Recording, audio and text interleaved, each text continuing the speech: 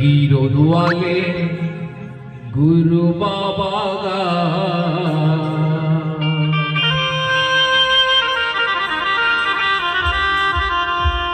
महिमा लगाओ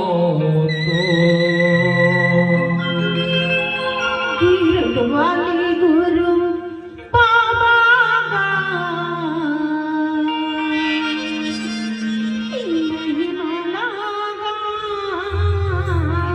तो गिरोद वाले गुरु बाबा गा महिमा लगाओ तो गिरोद वाले गुरु बाबा गा महिमा लगाओ तो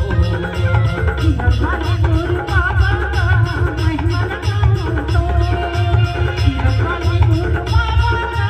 महिमा लगाओ तो अमरो दिन महबो के लाला है ना है अमरो दिन महबो के लाला पैया पर कहाँ मोरेगा गिरोद वाले गुरु बाबा गा महिमा लगाओ तो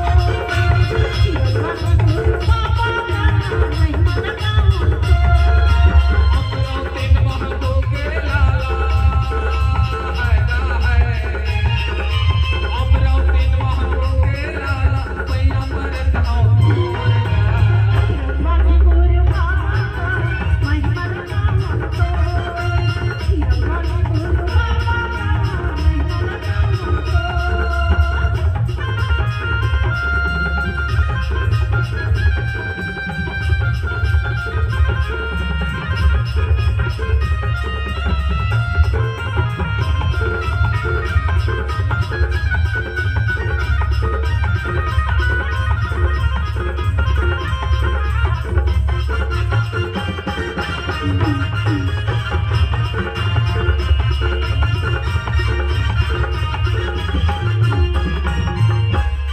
गिरोद गोरी के धर